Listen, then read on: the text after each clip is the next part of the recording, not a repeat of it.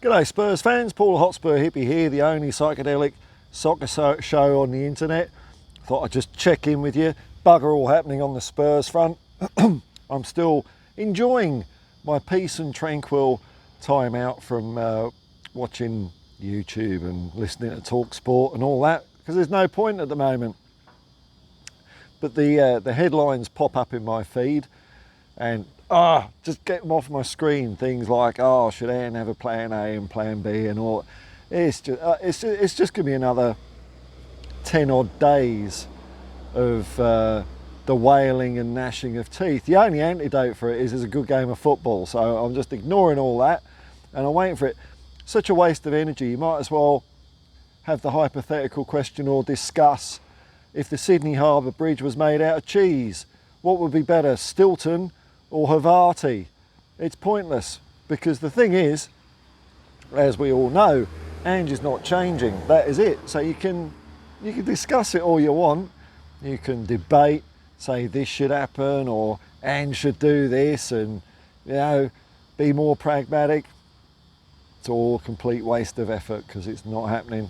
Because this is Tottenham Hotspur, by far the greatest football team the world has ever seen, and we're going on the front foot.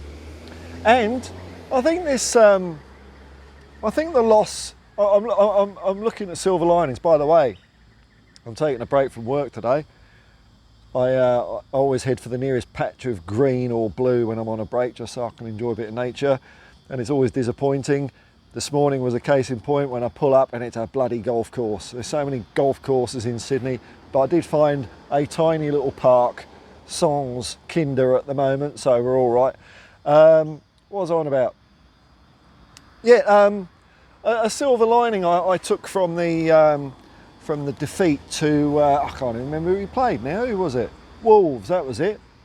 I think this might put a bit to bed, well it does in my mind anyway, that Tottenham Hotspur is a top 4 club, or that's all they care, top 4 or nothing. Now I'm not saying that's never been the case. It certainly had the odour of that being around the place. But the game against Wolves, in fact a couple of games that we've lost, if all that we were caring about was top 4, we could have probably done the plan B stuff. We could have put 5 at the back, we could have done game management, maybe it would have worked on one game. I mean, it's not worth it in my mind, because you miss out on the opportunity of winning the games that we did win. But okay, let's just go down this little rabbit hole. And we didn't. We didn't sacrifice a philosophy of football just to finish top 4 or seal top 4. And I like that. And if that means we don't finish top 4 this year, I'm cool with that. Absolutely cool with that. Because we're going for something better. We're going for something longer term. We're going for, an ingrained pattern of behaviour in the players' minds out on the pitch. And it'll come. Some of them will get there. Some of them won't. But it does take time. So I'd much rather us, fluff a game up the odd time, and give Ange something to work with, and not hide our deficiency, lay them all out on the table, for the next window, so he can say, look, these players aren't up to it. These players aren't up to it.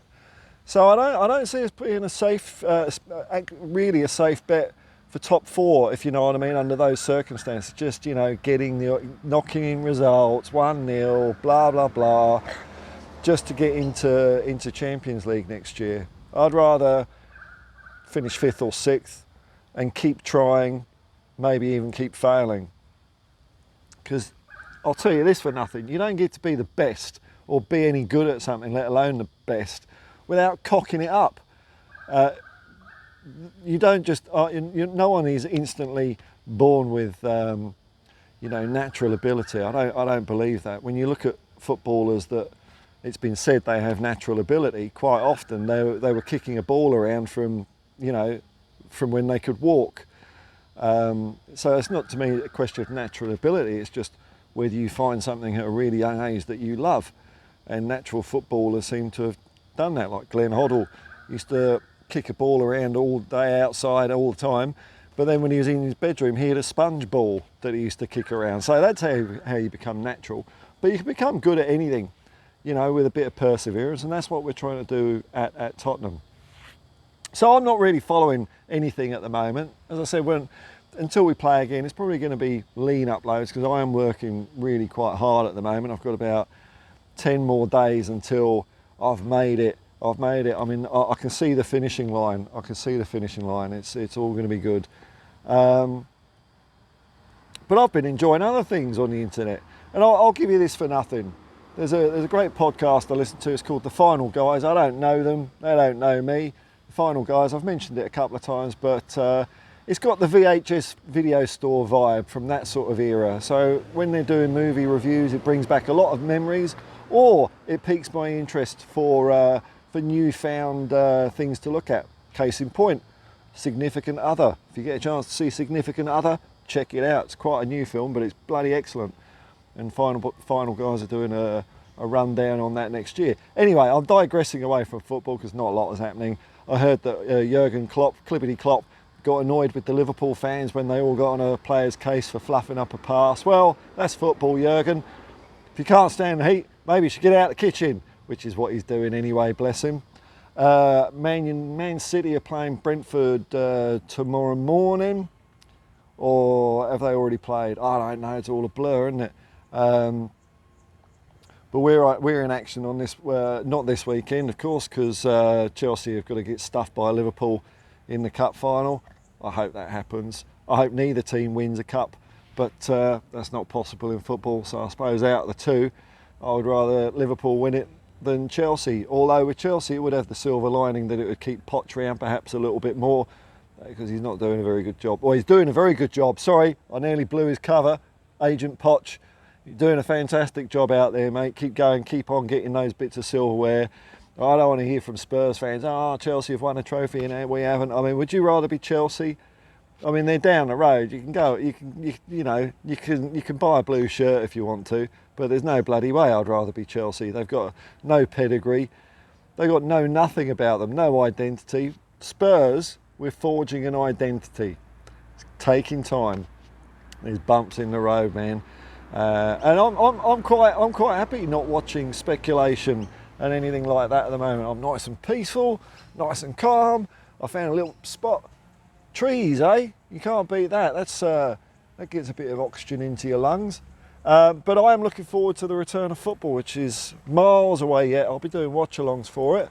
And there's a chance by then I'll have a stunning new piece of equipment that will help me on my live streams. They're not going to be any more professional, but it's just going to be more fun for me to do, and hopefully that'll exude its way out into the Spursosphere. Speaking of you lot, you sick bunch out there, the other day I uploaded a 44-minute loop of just me arguing with myself. No, I think the actual video is it's less than 20 seconds long. I just had it on loop and recorded it. And I looked at my stats for that video and I could see the average watch time is over a minute.